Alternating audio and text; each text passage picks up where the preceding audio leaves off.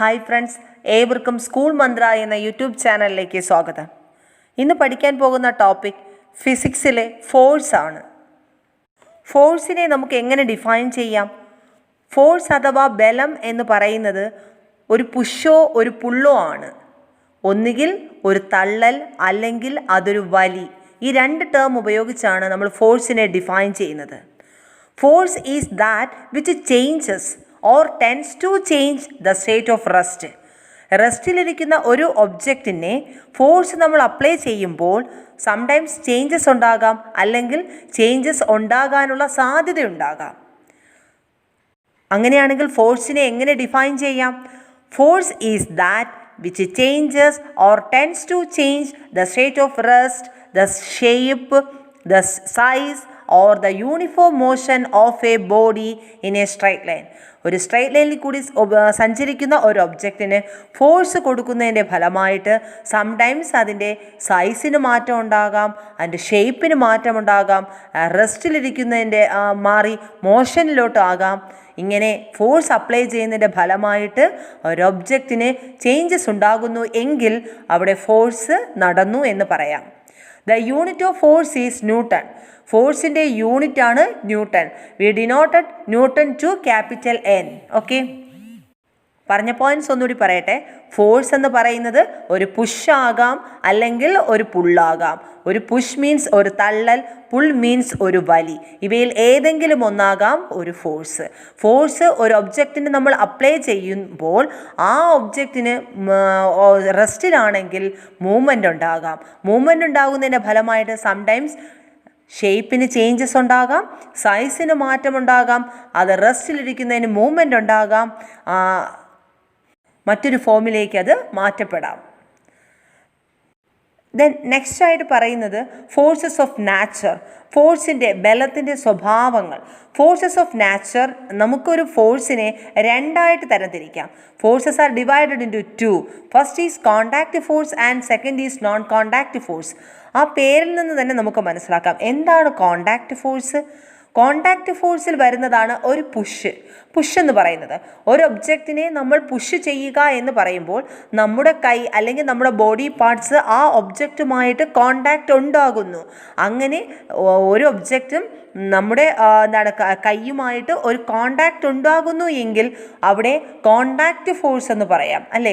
Push means തള്ളുകയാണ്. ഒരു ഒബ്ജക്റ്റിനെ തള്ളണമെങ്കിൽ നമ്മൾ ആ ഒബ്ജക്റ്റിൽ ടച്ച് ചെയ്തിരിക്കണം, അല്ലെങ്കിൽ മറ്റേതെങ്കിലും ഒബ്ജക്റ്റിൽ ടച്ച് ചെയ്തുകൊണ്ട് നമ്മൾ പുഷ് ചെയ്യുമ്പോൾ മറ്റൊരു ഒബ്ജക്റ്റിന് മൂവ്മെൻറ്റ് ഉണ്ടാകണം. അപ്പോൾ കോണ്ടാക്റ്റ് ഫോഴ്സിൽ വരുന്നതാണ് ഒരു പുഷിങ് അല്ലെങ്കിൽ പുള്ളിങ് മീൻസ് വലിക്കുന്നതും ഒരു കോണ്ടാക്റ്റ് ഫോഴ്സാണ്. Next is frictional ഫോഴ്സാണ്.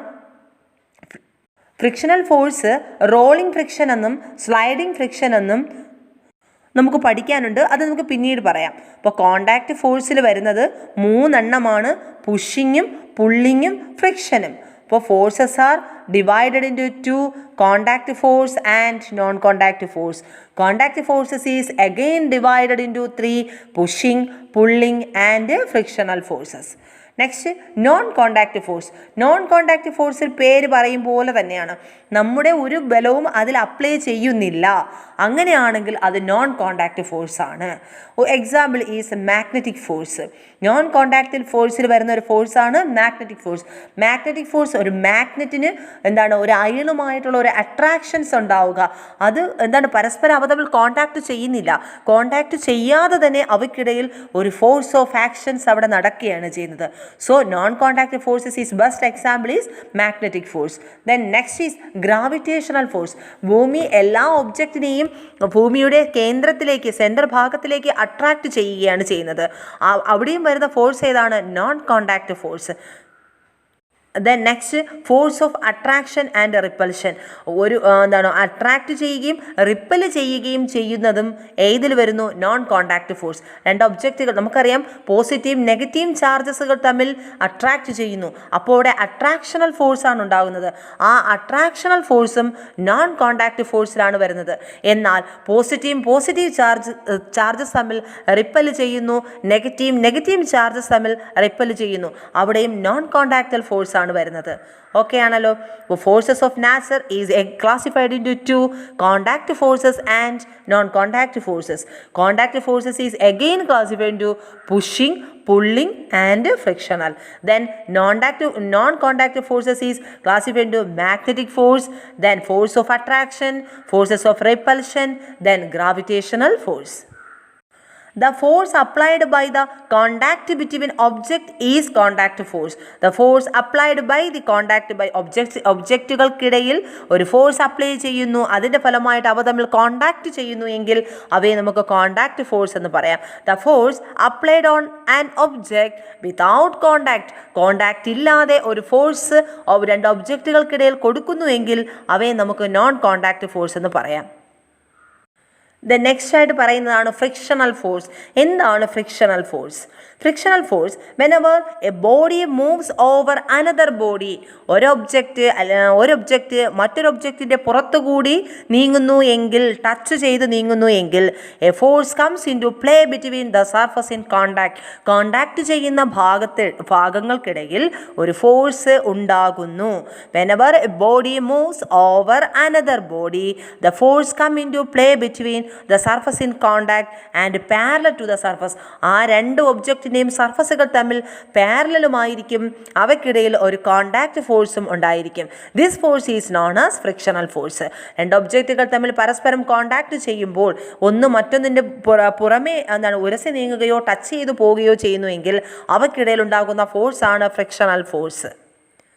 Different types of frictional forces ഉണ്ട്. First one is the sliding friction. The frictional force experienced by the surface when the surface on one body slides over another. ഒരു object മറ്റൊരു ഒബ്ജക്റ്റിൻ്റെ പുറമേ slide ചെയ്ത് പോകുന്നു എങ്കിൽ അവിടെ ഉണ്ടാകുന്ന friction ആണ് സ്ലൈഡിംഗ് ഫ്രിക്ഷൻ. സ്ലൈഡ് ചെയ്ത് പോവുക മീൻസ് നിരങ്ങി പോവുക. Then sliding friction, the frictional force experienced between surface when the surface of one body slides over the surface of another body. Then next is rolling friction. Roll ചെയ്യുക means ഉരുണ്ട് പോവുക. Rolling friction, it is a frictional generated when one body is rolled over another body. Then ഇവിടെ പറഞ്ഞ points ഒന്നുകൂടി പറയുന്നു. First പറഞ്ഞു force. എന്താണ് force? Force is that which changes or tends to change the state of rest, the shape, size of uniform motion of a body in a straight line. ഒരു ഒബ്ജക്റ്റിന് force കൊടുക്കുന്നതിൻ്റെ ഫലമായിട്ട് അതിൻ്റെ ഷേപ്പിനോ അതിൻ്റെ സൈസിനോ അതിൻ്റെ മൂവ്മെൻറ്റിനോ ഒക്കെ മാറ്റമുണ്ടാകാം. ദെൻ ഫോഴ്സ് അതിൻ്റെ സ്വഭാവം അനുസരിച്ച് രണ്ടായിട്ട് തരംതിരിച്ചു: contact force and non contact force. Contact force, the force applied by the contact between object is contact force. Then the force applied on an object without contact ഇല്ലാതെ അവയ്ക്കിടയിൽ ഒരു ഫോഴ്സ് ഉണ്ടാകുന്നുവെങ്കിൽ അതിനെ non contact force എന്ന് പറയാം. പുഷിങ്ങും പുള്ളിങ്ങും ഫ്രിക്ഷനും ഇവ മൂന്നും contact ഫോഴ്സിലാണ് ഉൾപ്പെടുന്നത്. എന്നാൽ മാഗ്നറ്റിക് ഫോഴ്സ്, ഗ്രാവിറ്റേഷണൽ ഫോഴ്സ് ഇവയെല്ലാം നോൺ കോണ്ടാക്ട് ഫോഴ്സിലാണ് ഉൾപ്പെടുന്നത്. ദെൻ നെക്സ്റ്റ് പറഞ്ഞു ഫ്രിക്ഷണൽ ഫോഴ്സ്. എന്താണ് frictional force? whenever a body moves over another body the force come into play between the surface in contact and parallel to the surface. രണ്ട് സർഫസുകൾക്കിടയിൽ ഒരു force ഉണ്ടാവും.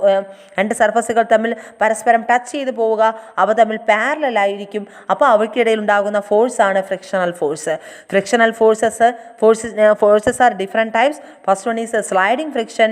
The frictional force experienced between the surface when the surface of one body slides over the surface of another body. ഒരു ബോഡിയുടെ പുറമേ മറ്റൊരു body slide ചെയ്ത് പോകുന്നുവെങ്കിൽ അവയ്ക്കിടയിൽ ഉണ്ടാകുന്ന ഫോഴ്സാണ് sliding friction. Next one is rolling friction. It is a friction generated when one body is rolled over another body. അടുത്തതായി പറയുന്നത് methods to reduce friction. Friction നമുക്ക് എങ്ങനെ കുറയ്ക്കാം, അതിന് എന്തെല്ലാം മെത്തേഡ്സ് ആണ് യൂസ് ചെയ്യേണ്ടത്? First one is polishing the surface in contact ചെയ്യുന്ന രണ്ട് ഒബ്ജക്റ്റുകൾ പോളിഷ് ചെയ്യുക. The polishing the surface in contact വരുന്ന സർഫസുകൾ എന്ത് ചെയ്യുക? പോളിഷ് ചെയ്യുക. അതിൻ്റെ ഫലമായിട്ട് ഫ്രിക്ഷണൽ ഫോഴ്സ് നമുക്ക് കുറയ്ക്കാൻ പറ്റും. First is polishing the surface in contact. Next next is use lubricant. Lubricant means oil, grease, graphite ഇവയെല്ലാം നമ്മൾ ഉപയോഗിക്കുക. ബെസ്റ്റ് ഒരു എക്സാമ്പിൾ പറയുകയാണെങ്കിൽ കിണറിൽ വെള്ളം കോരുമ്പോൾ കപ്പിയിൽ നിന്നൊരു ശബ്ദം ഉണ്ടാകുന്നതായിട്ട് തോന്നും. അപ്പോൾ നമുക്ക് വെള്ളം കോരാനും ബുദ്ധിമുട്ട് ഫീൽ ചെയ്യാറുണ്ട്. അന്നേരം അതിൽ കുറച്ച് ഗ്രീസ് അല്ലെങ്കിൽ ഒരു ഓയിൽ നമ്മൾ പുരട്ടുന്ന സമയം കുറച്ചുകൂടി ഈസി ആയിരിക്കും നമ്മുടെ വർക്ക്. അപ്പോൾ അവിടുത്തെ ഫ്രിക്ഷൻ ആൻഡ് ഫോഴ്സ് എന്ത് ചെയ്യാം, കുറയ്ക്കാനായിട്ട് നമുക്ക് പറ്റും. That is use lubricant. Next is use bearing. Ball bearing and roller bearing R usually used. അപ്പോൾ ബിയറിങ്സിൽ വരുന്നതാണ് ബോൾ ബെയറിംഗ്. വാഹനങ്ങളിൽ ബോൾ ബെയറിങ്ങും റോളർ ബെയറിങ്സ് ഒക്കെ യൂസ് ചെയ്യാറുണ്ട്. The next one is stream lining. Stream lining എന്ന് വെച്ചാൽ ഒരു ബോട്ടിൻ്റെയോ ഒരു കപ്പലിൻ്റെയൊക്കെ ഷേപ്പ് അതൊരു ഡിഫറെൻറ്റ് ഷേപ്പാണ് അല്ലേ. അപ്പോൾ shape of the ship, boat, motor car, aeroplane etcetera are the made so as to reduce the friction while they are in the motion. അപ്പോൾ movement കൂടുതൽ നല്ല രീതിയിൽ നടക്കുന്നതിന് വേണ്ടിയിട്ട് അവയുടെ ഷേപ്പിനുണ്ടാക്കുന്ന ചേഞ്ചസ് ആണ് സ്ട്രീം ലൈനിങ്ങിൽ വരുന്നത്. അപ്പോൾ എന്തെല്ലാം മെത്തേഡ്സ് ഫ്രിക്ഷൻ കുറയ്ക്കാൻ പറ്റും? ഫസ്റ്റ് വൺ ഈസ് പോളിഷ് ചെയ്യുക. രണ്ട് നമ്മൾ ലൂബ്രിക്കൻറ്റിൽ പറഞ്ഞത് ഓയിലോ ഗ്രീസോ ഗ്രാഫൈറ്റോ ഒക്കെ നമ്മൾ യൂസ് ചെയ്യുക. ദെൻ നെക്സ്റ്റ് പറഞ്ഞത് യൂസ് ബെയറിങ്സ് യൂസ് ചെയ്യുക. Ball bearing and roller bearings are usually used.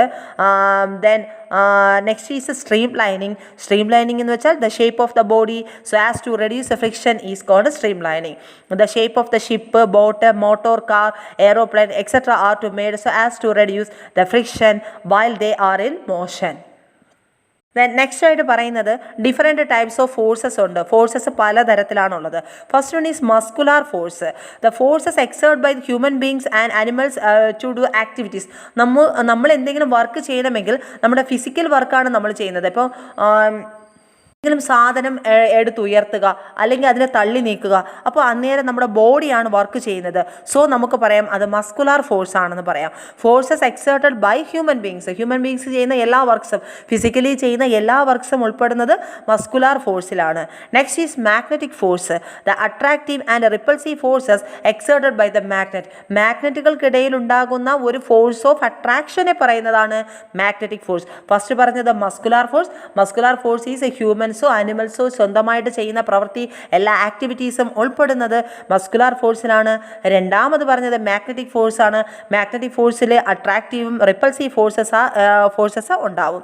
Then next is electrostatic force. The force exerted by charged particles. Charge ചെയ്യുന്ന പാർട്ടിക്കിൾസിന് ഇടയിലുണ്ടാകുന്ന ഫോഴ്സാണ് electrostatic force. The force exerted by charged particles. വസ്തുക്കൾ നമ്മൾ charge ചെയ്യും. അപ്പോൾ charge ചെയ്യുന്ന പാർട്ടിക്കിൾസിന് ഇടയിലുണ്ടാകുന്ന ഫോഴ്സാണ് electrostatic force. Next is gravitational force. The force experienced between various bodies in the universe. പ്രപഞ്ചം എല്ലാ വസ്തുക്കളെയും പരസ്പരം ആകർഷിച്ച് നിർത്തുകയാണ് ചെയ്യുന്നത്. അതിൻ്റെ സെൻറ്ററിലേക്ക്, ഭൂമിയുടെ സെൻറ്ററിലേക്ക് എല്ലാ ഒബ്ജക്റ്റിനെയും ആകർഷിച്ച് നിർത്തുന്നു. അതിന് കാരണം ഗ്രാവിറ്റേഷണൽ ഫോഴ്സ് ഉള്ളത് കൊണ്ടാണ്. നെക്സ്റ്റ് മെഷീൻസ് എക്സേർട്ട് ചെയ്യുന്ന ഫോഴ്സിനെ മെക്കാനിക്കൽ ഫോഴ്സ് എന്ന് പറയുന്നു. അപ്പോൾ ഫോഴ്സ് പറഞ്ഞത് muscular force, then magnetic force, electrostatic force, then gravitational force, mechanical force, then last one is frictional force. The force experienced between the surface of object in contact ചെയ്യുന്ന ഒബ്ജക്റ്റുകൾക്കുണ്ടാകുന്ന ഫോഴ്സാണ് frictional force. Next പഠിക്കുന്ന രണ്ട് terms ആണ് thrust and pressure. എന്താണ് thrust, എന്താണ് pressure? Thrust എന്ന് വെച്ചാൽ total normal force acting on A surface. ഒരു പ്രതലം അല്ലെങ്കിൽ ഒരു സർഫസ് ആയിക്കോട്ടെ, അവിടെ നമ്മൾ ഉണ്ടാക്കുന്ന ടോട്ടലായിട്ട് ഉണ്ടാക്കുന്ന ഒരു ഫോഴ്സാണ് ത്രസ്റ്റ്. ഇപ്പോൾ ഒരു സർഫസ് ആയിക്കോട്ടെ, ആ സർഫസിൽ മുഴുവൻ ശക്തിയും ഉപയോഗിച്ച് ആ സർഫസിൽ മൊത്തത്തിൽ ഒരു ഫോഴ്സ് നമ്മൾ അനുഭവപ്പെടുത്തുന്നു എങ്കിൽ അവയെ നമുക്ക് ത്രസ്റ്റ് എന്ന് പറയാം. എന്നാൽ പ്രഷർ എന്താണ്? Force acting perpendicular on unit area. ഒരു യൂണിറ്റ് ഏരിയയിൽ മാത്രം. ഒരു ബെസ്റ്റ് എക്സാമ്പിൾ, ചുമരിൽ ആണി അടിക്കുക, അവിടെ ഉണ്ടാകുന്നത് ഫോഴ്സാണ്. ചുമരെന്ന് പറയുന്നത് ഒരു ടോട്ടൽ സർഫസ് ആണ്. ആ ടോട്ടൽ സർഫസിലെ ഒരു പർട്ടിക്കുലർ പോയിന്റിൽ മാത്രമാണ് നമ്മൾ ഫോഴ്സ് അപ്ലൈ ചെയ്യുന്നത്. അങ്ങനെയാണെങ്കിൽ അതിനെ നമുക്ക് പ്രഷർ എന്ന് പറയാം. എന്നാൽ ഈ ചുമര് മൊത്തത്തിൽ നമ്മൾ ഇടിക്കുകയാണ്, അങ്ങനെയാണെങ്കിൽ അതിനെ ത്രസ്റ്റ് എന്നും പറയാം. രണ്ടിൻ്റെ വ്യത്യാസം മനസ്സിലായല്ലോ. Total normal force acting on A surface, ഒരു സർഫസ് മുഴുവനുമായിട്ടും ഒരു ഫോഴ്സ് ആക്ട് ചെയ്യുന്നു എങ്കിൽ അവിടെ ത്രസ്റ്റ് എന്നും, ഒരു force acting on perpendicular on unit area, ഒരു പർട്ടിക്കുലർ യൂണിറ്റ് ഏരിയയിൽ മാത്രം ഒരു ഫോഴ്സ് അപ്ലൈ ചെയ്യുന്നു എങ്കിൽ അതിനെ പ്രഷർ എന്നും പറയാം. ദെൻ 3 പോയിൻറ്റ്സ് കൂടി അതിൽ പഠിക്കാനുണ്ട്. The pressure decreases as area increases. Area കൂടുതലാണെങ്കിൽ അവിടെ അനുഭവപ്പെടുന്ന പ്രഷർ കുറവായിരിക്കും. ഒന്നുകൂടി, the pressure decreases as area increases. Area കൂടുതലാണ്, വിസ്തീർണം കൂടുതലാണ് എങ്കിൽ അവിടെ അനുഭവപ്പെടുന്ന പ്രഷർ കുറവായിരിക്കും. എന്നാൽ the pressure increases as area decreases. Area കുറവാണെങ്കിൽ അവിടെ നമ്മൾ കൊടുക്കുന്ന ഫോഴ്സ്, ആ ആക്ട് ചെയ്യുന്ന ഫോഴ്സിൻ്റെ ഫലമായിട്ടാണ് പ്രഷർ ഉണ്ടാകുന്നത്. ആ പ്രഷർ എന്തായിരിക്കും? കൂടുതലായിരിക്കും. 2 points, the pressure decreases as area increases and the pressure increases as area decreases. Pressure കുറയുന്നതിൻ്റെ ഫലമായിട്ട് ഏരിയ കൂടുമ്പോൾ പ്രഷർ എന്ത് ചെയ്യുന്നു? കുറയുന്നു. എന്നാൽ ഏരിയ കുറയുമ്പോൾ പ്രഷർ കൂടുന്നു. ദെൻ ത്രസ്റ്റിൻ്റെ case thrust does not depends on area. ത്രസ്റ്റിന് ഏരിയയുമായിട്ട് യാതൊരു ബന്ധവുമില്ല. കാരണം ഒരു പ്രതലത്തിൽ കൊടുക്കുന്ന മൊത്തവും ഫോഴ്സിനെയാണ് നമ്മൾ ത്രസ്റ്റ് എന്ന് പറയുന്നത്. എന്നാൽ പ്രഷർ ആണെങ്കിൽ ഒരു യൂണിറ്റ് ഏരിയയിൽ മാത്രം കൊടുക്കുന്ന ഫോഴ്സാണ് പ്രഷർ. ഇത്രയും കാര്യങ്ങളാണ് ഈ വീഡിയോ ക്ലാസ്സിൽ ഉൾപ്പെടുത്തിയിരിക്കുന്നത്. ക്ലാസ്സുകൾ ഇഷ്ടമായെന്ന് പ്രതീക്ഷിക്കുന്നു. ഇഷ്ടമായെങ്കിൽ ചാനൽ സബ്സ്ക്രൈബ് ചെയ്യുക, ലൈക്ക് ചെയ്യുക, നിങ്ങളുടെ ഫ്രണ്ട്സിനോട്ടും ഷെയർ ചെയ്ത് കൊടുക്കുക. നിങ്ങൾക്ക് ഉപകാരപ്രദമായ മറ്റൊരു ടോപ്പിക്കുമായി അടുത്ത ക്ലാസ്സിൽ കാണും വരെ take care and bye bye.